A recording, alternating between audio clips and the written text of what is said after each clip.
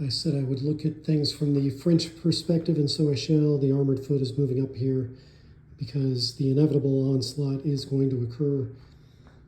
It doesn't look good for the French cavalry right now. The medium horse are disappearing very quickly. The skirmish line is surprisingly holding out pretty well, but this skirmisher has turned now to face the longbowmen because he can't get to them in the broken land and melee them, cowards.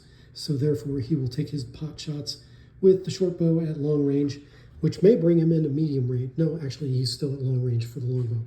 So the longbowmen, though, they get to roll 3 different volleys, whereas he only gets to roll 1 dice. But he did roll a 6.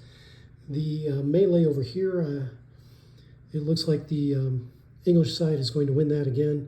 Who knows? We'll see how the saving throws go. And then I've gone ahead and rolled that portion of the melee for the English side, but I still have, a bunch more dice to roll. So let me clear off some of this fighting. Oh yeah, and these skirmishers that were running away, they rallied. They rolled a 5. Interesting circumstance with the longbowmen here. So they fired their 3 volleys, right?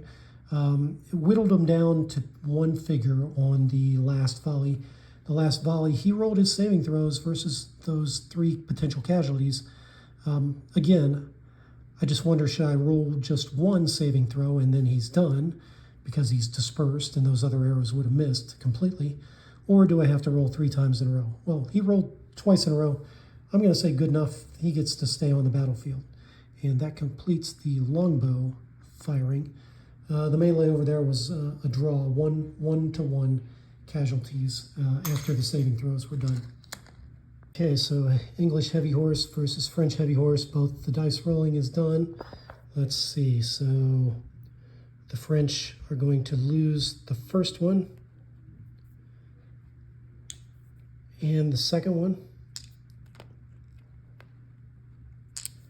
And the third one is a tie, so I'm going to say simultaneous and remove more. Let's see, 5 versus 4. Oh, they win this matchup. So that. Then 1 and a 4 versus a 3 and a 6. And then they lose 2 more. So boom, boom.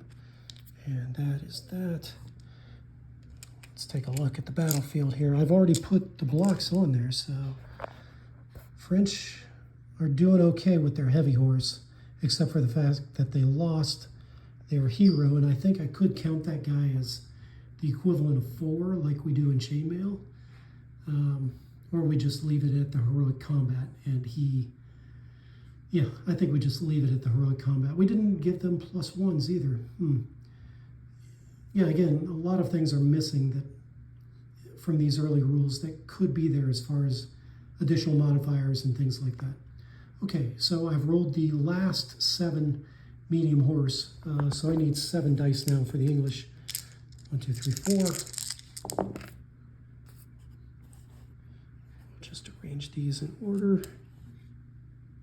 And then I need 3 more. Pretty good rolling there, Mr. English. Okay, let's see how I rolled. I rolled 7, didn't I? 1, 2, 3, 4, 5, 6, 7. Yes. So 5 versus 1. We're going to take off a medium horse. 3 versus 2, but the 2 gets bumped up to a 3. That's simultaneous kills, so 1 from each. 1 versus 5. There's no doubt in my mind that this heavy horse has met his demise. 6 versus 3, again, very clear.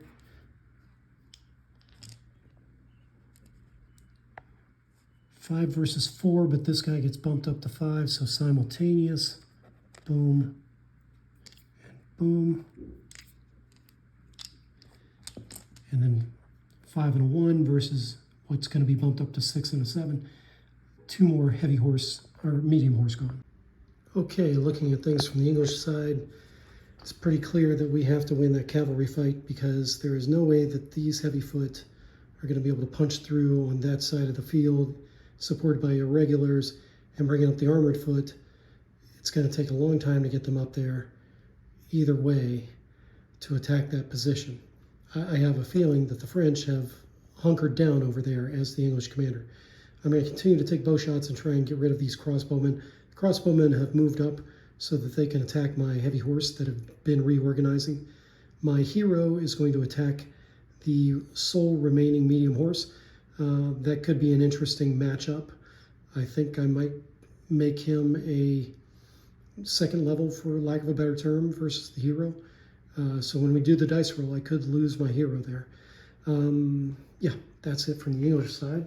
Let's come around to the French perspective. French perspective, we did a facing change. We have now put these guys into a pretty strong four-man wide column that I can punch that way. I think I might just punch right at the middle. That'll take a while to do though. So I might move up supported by these longbowmen. I think I'm about to get aggressive, at least on one flank, and try and make a spoiling attack, so to speak. Crossbowmen have moved up to attack those heavy horse. It's looking pretty bleak for my cavalry. Skirmishers surprisingly continue to hold out, but there's a reformed block of skirmishers back there, so eventually those guys will come into play, and eventually those armored foot are going to drag me from the field. And it just occurred to me that when we lost the French champion, we did not roll to see if his unit broke. Oh boy, let's get that taken care of right now.